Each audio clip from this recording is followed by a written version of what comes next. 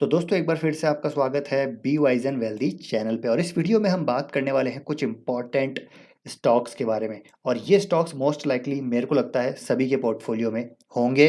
तो इन portfolio stocks में क्या करना है, पोर्टफोलियो क्यों बोल रहा हूँ वो भी आपको थोड़ी भी देर में पता चलेगा।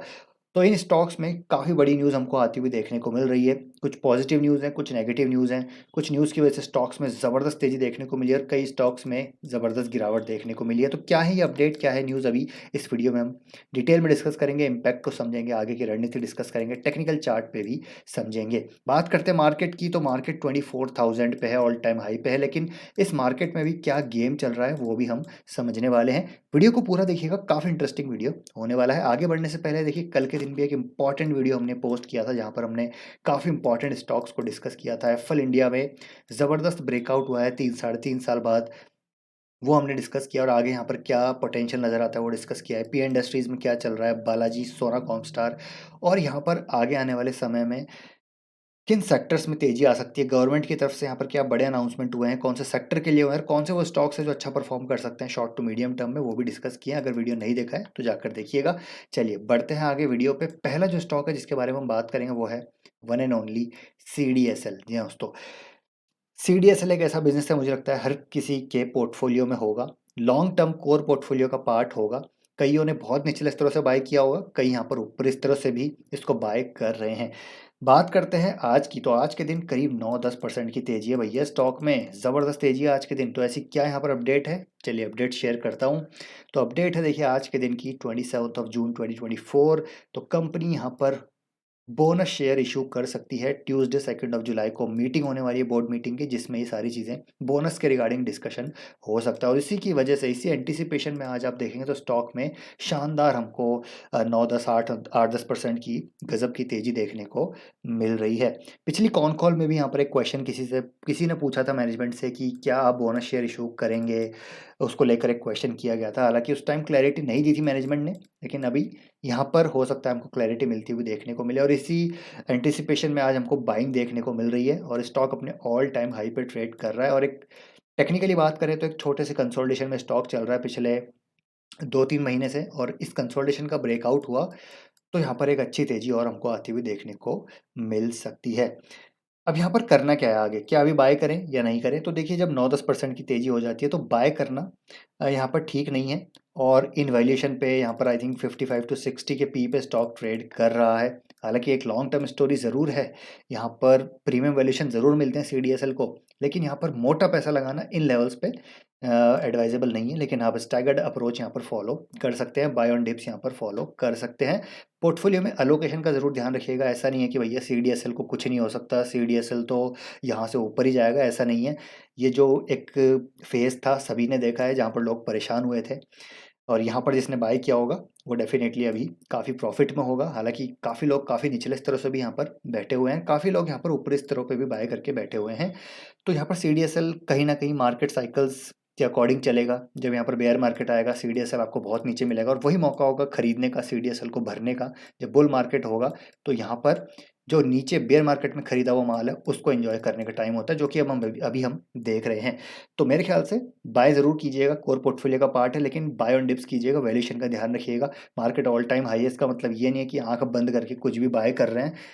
अच्छे बिजनेस को हाई वैल्यूएशन पे बाय करेंगे तो कभी पैसा नहीं बनेगा, लेकिन अगर अच्छे वैल्यूएशन पे अच्छी कंपनी को बाय करेंगे तो वेल्थ भी हमको बनती हुई देखने को मिल सकती है after holding for the long term. तो सी डी एस एल को ज़रूर आप यहाँ पर अपने रडार पे रखिए, कभी गिरता है तो बाय कीजिए। और बोनस इशू हो जाता है तो अच्छी बात है, हालांकि बोनस का इतना कोई मैटर करता नहीं है। देखिए, बोनस और ये स्प्लिट कोई मैटर नहीं करता, बस इससे स्टॉक के प्राइस में ज़रूर यहाँ पर चेंजेस होते हैं because of split, because of bonus, लेकिन मार्केट कैप में कोई डिफरेंस नहीं होता। तो आप ये समझिएगा कि बोनस वनस से कुछ नहीं होता। एक शॉर्ट टर्म ज़रूर हमको यहाँ पर फ्लक्चुएशन देखने को मिलता है, लेकिन लॉन्ग टर्म में अर्निंग्स ग्रोथ ही इंपॉर्टेंट मैटर करती है। लॉन्ग टर्म में सेक्टर किस प्रकार यहाँ पर ग्रो करेगा वही मैटर करता है। तो ये बात आपको समझनी ज़रूरी है। चलिए, बात होगी सी डी एस एल की।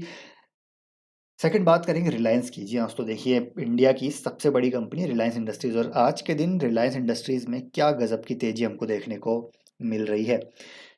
गज़ब की तेज़ी तो नहीं है, लेकिन जिस प्रकार का रिलायंस का मार्केट कैप है भैया, 1-2% की तेज़ी भी बहुत होती है। कल भी तेज़ी थी, और आई थिंक इस हफ्ते में अच्छा तेज होता हुआ देखने को मिला और वीकली चार्ट पे आप देखेंगे तो एक लॉन्ग टर्म कंसोलिडेशन का ब्रेकआउट हो चुका है। तो क्या रिलायंस में न्यूज़ आ रही है, सबसे पहले वो समझते हैं, उसके आगे बात करेंगे। तो यहाँ पर टैरिफ हाइक्स यहाँ पर हो चुकी हैं। रिलायंस जियो ने अपने टैरिफ को रेज किया है बाय अप टू 25%, और यहाँ पर इसी वजह से हमको स्टॉक में भी वो चीज़ रिफ्लेक्ट होती हुई देखने को मिल रही है। अब देखिए, जियो का जब बिजनेस आया था तब काफ़ी सारे यहाँ पर बिजनेस चल रहे थे, लेकिन जियो जैसे ही आया तो यहाँ पर सब कुछ डिसरप्ट कर दिया। अब मार्केट में ऑलमोस्ट डुओपोली है, 2 ढाई प्लेयर ही यहाँ पर बचे हुए हैं, तो ऑलमोस्ट यहाँ पर इनके पास प्राइसिंग पावर है और अब ये धीरे-धीरे यहाँ पर प्राइस बढ़ा रहे हैं। हालाँकि देखिए, एज़ ए कंज़्यूमर थोड़ा ज़रूर यहाँ पर नेगेटिव है, लेकिन as a stock holder, as a investor हमारे लिए अच्छा है, क्योंकि यहाँ पर अर्निंग्स ग्रोथ यहाँ पर बढ़ती हुई देखने को मिलेगी। तो इसके क्या मायने हैं, तो थोड़ा-सा एक बार हम रिपोर्ट किसी ये जो अम एक यहाँ पर ये जो एमएस की रिपोर्ट है उसके अनुसार देखें तो यहाँ पर समझते हैं इसने क्या कहा है। तो देखिए, tariff increases in line with our base case expectation, monetization of investment remains in play, next catalyst to watch will be startup of new energy. जो एनर्जी बिजनेस है उससे ज़बरदस्त कैश फ्लो हमको आते हुए देखने को मिल सकते हैं। और इस टैरिफ हाइक से बेसिकली यहाँ पर कहना है कि अर्निंग्स यहाँ पर रेज हो सकती है बाई 10 to 15%, और वही हमको स्टॉक प्राइस में देखने को मिल रही है। तो यहाँ पर अच्छी बात यह है कि रिलायंस सिर्फ ऑयल एंड गैस की कहानी नहीं है भैया। जो इनका ब्रेड एंड बटर बिजनेस है वही कहानी नहीं है इधर। ये ब्रेड एंड बटर बिजनेस इनका चेंज भी हो सकता है इनका जियो आने वाले समय में एक इतना बड़ा बिजनेस टेलीकॉम में यहाँ पर मोनोपोली क्रिएट हो जाए, almost duopoly, not monopoly, duopoly create हो जाए, और यहाँ पर हमको ज़बरदस्त कैश फ्लो जनरेट होते हुए देखने को मिले और ये इनका ब्रेड एंड बटर बिजनेस बन जाए। हो सकता है रिटेल बहुत बड़ा बन जाए, हो सकता है जो इनका एनर्जी बिजनेस है वो बड़ा बन जाए। Telecom, retail, energy, oil and gas, ये एक पूरा कॉन्ग्लोमरेट है रिलायंस। तो रिलायंस मेरे हिसाब से कोर पोर्टफोलियो की कंपनी है और इसको मैं लगातार इन लेवल से डिस्कस करता आ रहा हूँ नीचे से। अब ऐसा नहीं है कि भैया 30% ग्रोथ होगी रिलायंस में, ऐसा नहीं है, लेकिन यहाँ पर आराम से 15% मिड टीन्स ग्रोथ हमको रिलायंस में आती हुई देखने को मिल सकती है। जो यहाँ पर ज़्यादा ग्रोथ यहाँ पर एक्सपेक्ट नहीं करते भैया, कंसिस्टेंट 15-16%, 14% ग्रोथ आ जाए तो उसके लिए रिलायंस यहाँ पर एक बेहतरीन कंपनी है जिसको पोर्टफोलियो में डाला जा सकता है। अब देखिए, इंडस्ट्री में कंसोलिडेशन हुआ है, ठीक है, प्राइस हाइक्स हो रहे हैं, तो कहीं ना कहीं operating leverage I think should come at play and cash flows generated will be very strong in the Reliance in the telecom industry. तो टेलीकॉम पे आप ज़रूर फोकस रखिएगा। भारती ने भी यहाँ पर टैरिफ बढ़ाए हैं, तो उन पे आप ज़रूर ध्यान रखिएगा। ऑल टाइम हाई पे चल रहा है, तो ये आप ज़रूर देखिएगा। टेलीकॉम इक्विपमेंट जो कंपनीज़ हैं एज ए प्रॉक्सी, आप उनको भी ज़रूर अपने रडार पे रख सकते हैं। चलिए, नेक्स्ट हम बात करेंगे पॉलीकैब की। पॉलीकैब में भी एक बड़ी न्यूज़ है और पॉलीकैब में भी आज हमको गिरावट देखने को मिली है। कल मैं बात कर ही रहा था, जब मैं पीआई इंडस्ट्रीज़ के बारे में बात कर रहा था, मैंने पॉलीकैब के बारे में बात करी थी। पॉलीकैब को यहाँ पर ऑलमोस्ट निकाल दिया था, वैल्यूएशन ज़्यादा हो गए थे, लेकिन उसके बाद भी काफ़ी बड़ा हमको एक यहाँ पर तेज़ी देखने को मिली। लेकिन पॉलीकैब ऐसा नहीं है कि देखिए, कंपनी यहाँ पर एक न्यूज़ आई थी तो ख़राब हो गई, उसके बाद स्टॉक में ज़बरदस्त तेज़ी आई। अभी यहाँ पर गिरावट हो रही है। पॉलीकैब को अगर आप निचले स्तरों से होल्ड किए हुए हैं तो होल्ड करके रखिए, बहुत शानदार कंपनी है, ऐसी कोई दिक्कत यहाँ पर नहीं है।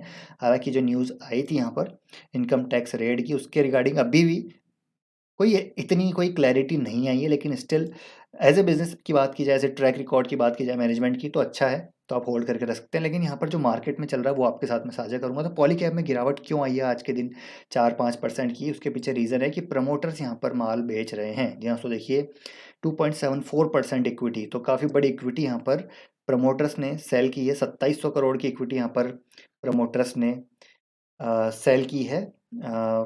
प्रमोटर्स लाइकली सेलर्स, तो यहाँ पर प्रमोटर ग्रुप ने लाइकली यहाँ पर सेल किया है, जिसकी वजह से स्टॉक में गिरावट आई है। तो वैल्यूएशन बहुत ज़्यादा हो चुके हैं, बहुत ज़्यादा यहाँ पर वैल्यूएशन पे ये कंपनीज ट्रेड कर रही हैं, तो यहाँ पर प्रमोटर्स भी थोड़ा माल अपना यहाँ पर बेच रहे हैं।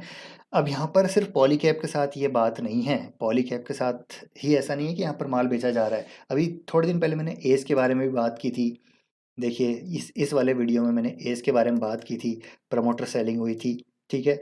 फिर मैंने आज हमने देखा कि पॉलीकैब में यहाँ पर सेलिंग हो रही है, ठीक है। अभी कुछ दिन पहले हैप्पीएस्ट माइंड में भी सेलिंग हुई है। जी हाँ, तो हैप्पीएस्ट माइंड्स में भी सेलिंग हुई है, प्रमोटर ने यहाँ पर माल बेचा है। एस में सेलिंग हुई है। पॉलीकैब में हो ही गई। अभी कुछ दिन पहले मैप माई इंडिया, जी दोस्तों, मैप माई इंडिया में भी सेलिंग हुई थी। आई थिंक 20% का अपर सर्किट लगा, कोई न्यूज़ आई, उसके बाद प्रमोटर्स ने सेल कर दिया। तो आप समझ सकते हैं कि क्या चल रहा है मार्केट में। ठीक है, तो ये सारे चीज़ें क्या दर्शा रही है कि वैल्यूएशन बहुत ज़्यादा हो चुके हैं। अब यहाँ पर प्रमोटर्स भी जो है गेन थोड़ा यहाँ पर घर लेके जा रहे हैं। वैल्यूएशन यहाँ पर ये जो गेम है वो बहुत हाई यहाँ पर हो चुका है। तो डेफिनेटली काफ़ी सारी चीज़ें चल रही है। क्यूआईपीज़ आप देखिए, क्यूआईपीज़ की बाढ़ आई हुई है 2024 में। ज़बरदस्त यहाँ पर जो है फंड रेजिंग की जा रही है। तो ये सारी चीज़ें हैं। तो यहाँ पर लगातार माल बेचा जा रहा है। तो कहीं न कहीं अगर आप बुल मार्केट प्ले कर रहे हैं तो यहाँ पर आपको थोड़ा होशो-हवास से काम लेना है, यूफ़ोरिया ग्रीड में नहीं आना है। आँख बंद करके 70, 80, 90 पी को यहाँ पर आँख बंद करके नहीं खरीदना है। खरीदें, मैं ऐसा नहीं बोल रहा खरीदना नहीं है। जहाँ पर अर्निंग्स ग्रोथ 30-40% दिख रही है वो खरीद सकते हैं, लेकिन जहाँ पर 10-15% ग्रोथ है उसके लिए इतना पी देना यहाँ पर जस्टिफाइड नहीं है। और यहाँ पर वैल्यूएशन का ध्यान रखना बहुत ज़रूरी है। ठीक है? तो ऐसा नहीं है कि आप बहुत बड़ा पैसा लमसम इन वैल्यूएशन पे लगा रहे हैं। अगर यहाँ पर मार्केट करेक्ट हुई तो थोड़ी-सी भी अर्निंग्स डीग्रोथ आई तो भैया ऐसी करेक्शन आएगी, फिर हम वापस अटके रह जाएँगे। अब ऐसा नहीं है कि आज सोलर भाग रहा है, पावर भाग रहा है, अ, दूसरी थीम्स भाग रही है, तो हमेशा भागती रहेगी। केमिकल्स में भी ये एक लर्निंग्स है हमारे लिए। केमिकल्स बहुत बड़ी लर्निंग है। पिछले साल हमने कोविड के बाद हमने देखा केमिकल्स एक ऐसी थीम है, खुद मैंने वीडियोज़ बनाए थे, मैं एक्सेप्ट करता हूँ मेरी गलती की। केमिकल ऐसा लग रहा था कि भैया अब रुकेंगे नहीं, चाइना +1 ये फलाना-ढीम का। लेकिन उसके बाद क्या हुआ? केमिकल्स की आज हालत देख लीजिए। तो ऐसी हालत यहाँ पर भी हो सकती है। तो ये सोच समझ के थोड़ा पिछला रिकॉर्ड, ट्रैक हिस्ट्री देख कर के आपको सोच समझ के काम लेना है। पोर्टफ़ोलियो जो है बना हुआ उसको बेचना नहीं है। बस थोड़ा-सा समझदारी से अपने पोर्टफ़ोलियो को मैनेज करके चलिए।